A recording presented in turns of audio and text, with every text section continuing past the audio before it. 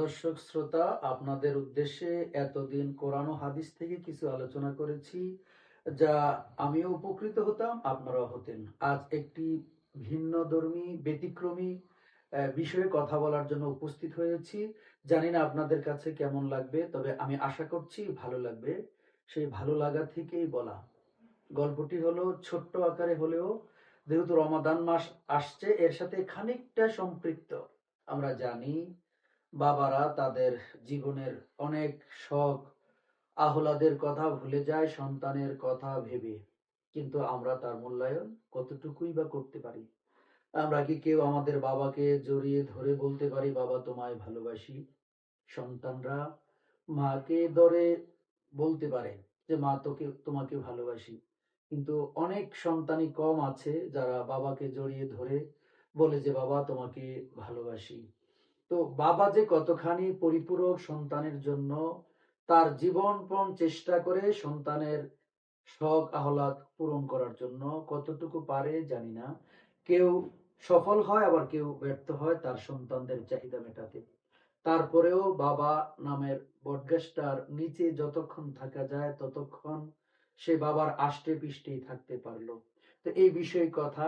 বাবা তার বন্ধুদের কোনো এক বন্ধুর জন্মদিন বাবার। তো বাবার বন্ধু সকল বন্ধুকে ফোন করে করে বলল যে আমার বার্থডেতে তোরা আসবে।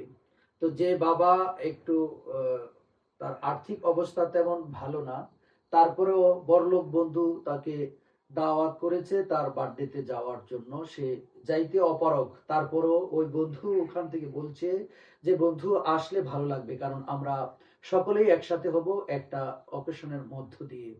তো অনেক পীড়াপিড়ির পর বন্ধু রাজি হয়েছে আসার জন্য। কিন্তু আসবে যে, বন্ধুর পার্টিতে যেতে হলে যে যে স্ট্যাটাসের সেইভাবে তাকে যেতে হয়।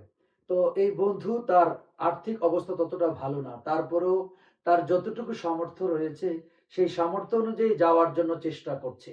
তার আলমিরার মধ্যে তার বাস করে রাখা যে জামাটা পরে যাচ্ছে, এমন সময় তার ঘরে একটা অসুস্থ সন্তান রয়েছে। বাবা, তুমি নতুন জামা পরছো, কোথায় যাচ্ছ? বাবা ভারী কণ্ঠে বলল যে তোমার বাবার বন্ধুর জন্মদিনে যাচ্ছি।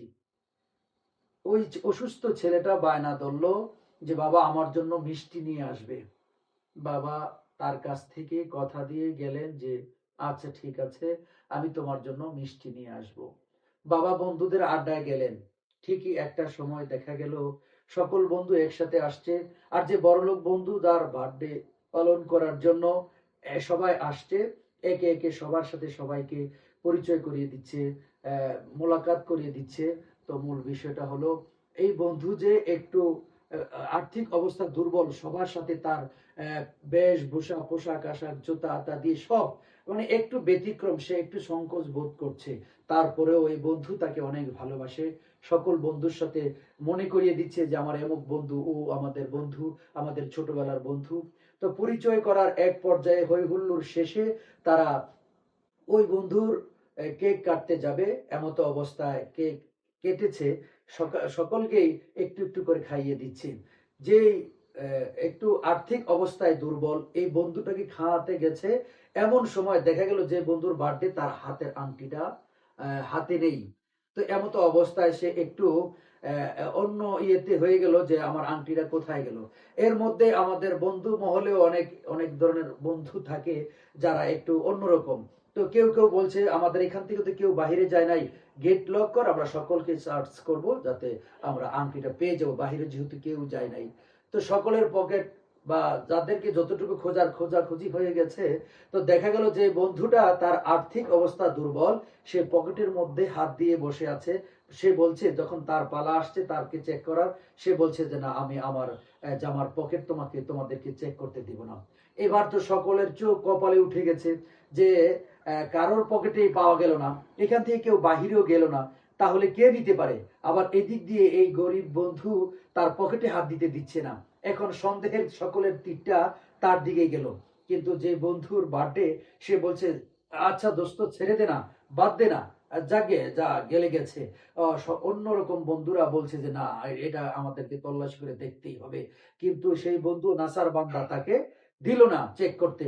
পরবর্তীতে তাকে তুচ্ছ তাচ্ছিল্য করে অনেক ভাবেই তাকে বেজ্জতি করে, ওই বন্ধুকে, যে বন্ধু একটু গরিব, তাকে তুচ্ছ তাচ্ছিল্য করে সকলেই এখান থেকে বিদায় হয়ে গেল, সে বাড়িতে চলে গেল। তা এই অনুষ্ঠান যখন শেষ, রাত্র 11টার দিকে, যার বার্থডে ছিল, সে বাসায় যে জামা কাপড় যখন খুলছে, এমন সময় দেখে তার কোটের পকেটের মধ্যে, বুক পকেটের মধ্যে তার আংটিটা পড়ে আছে। এই কথা, আংটি পেয়ে তো সে খুব নিজে নিজে লজ্জিত যে আমার এই আংটির জন্য আমার ওই বন্ধু কতটাই না বেজ্জতি হলো। সারা রাত তার ঘুম হয়নি। পরদিন সকালবেলা যে বন্ধুকে অপমান করা হয়েছিল এই আংটির দায়ে, চুরি করার দায়ে, তার বাড়িতে যে দরজা সকালবেলা নক করলো, নক করে ওই বন্ধু দরজা খুলে দেখে যে এই বন্ধু তার ঘরের দরজায় দাঁড়িয়ে আছে। কিরে বন্ধু, তুই কেন আসছিস? বললো যে দোস্ত, আমি তো আসছি, আমাকে নিজের কাছে নিজেকে খুব খারাপ লাগছে, তারপরেও তোর এই বিষয়টা আমি জানান দেওয়ার জন্য আসছি।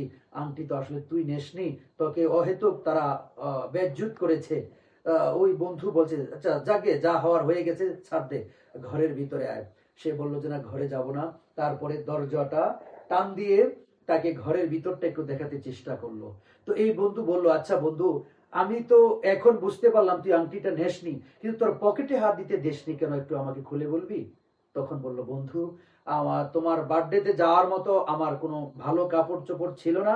আমি হালকা আমার যতটুকু সামর্থ্য কুলায় আলমিরা থেকে আমার ধোয়া শার্টটা আমি যখন পরি, তখন আমার এই অসুস্থ সন্তান আমাকে বলেছে যে বাবা, তুমি যে বাহিরে যাচ্ছ, আমার জন্য কিন্তু দুটো মিষ্টি আনবে। তো আমি তোমার বাড়িতে যে দেখলাম দোস্ত অনেক রকমের খাবার, তো আমার সন্তান যে মিষ্টির কথা বলেছে, আমি পলিতে করে দুইটা মিষ্টি আমার পকেটের মধ্যে নিয়ে নিয়েছিলাম আমার এই সন্তানের জন্য, যেহেতু আমি তাকে কথা দিয়েছি দুটো মিষ্টি তাকে এনে দিব। তো এদিক দিয়ে আমার ভাগ্য খারাপ, তোমার আংটি হারানো গিয়েছে। এখন আংটির পরিবর্তে যদি আমার পকেটের ভিতরে মিষ্টি পাওয়া যায়, আমাকে তোমরা কতই না ছোট লোক ভাববে। সেই কারণে আমি আমার পকেটে হাত দিতে দেইনি। এটাই ছিল মূল গল্পটা, যে শত কষ্ট সহ্য করেও, শত অপমান সহ্য করেও সন্তানের জন্য একটা বাবা যে কত কষ্ট করে, তা তুচ্ছ তাচ্ছিল্য করে, গায়ের মধ্যে ময়লা লাগে নাই মনে করে চলে আসছে। এটাই হলো আজকের আমার এই গল্পের মধ্যে শিক্ষণীয়। আপনারা যে যেখান থেকে দেখছেন, আপনাদের কেমন লেগেছে আমার এই নতুন আজকে গল্প বলা? যদি ভালো লেগে থাকে, এই ধরনের গল্প আপনাদেরকে শোনানোর জন্য আমি আরো অনুপ্রেরণা নিয়ে আপনাদেরকে শোনানোর জন্য উদ্গ্রীব থাকবো। আপনারা যে যেখান থেকে দেখবেন, আপনারা সকলেই আমাকে একটু কমেন্টস করে জানাবেন, আর সকলেই এই ভিডিওটা শেয়ার করে দিয়ে সকলকে দেখার শোনার সুযোগ করে দিবেন। আসসালামু আলাইকুম ওয়া রাহমাতুল্লাহি ওয়া বারাকাতুহু।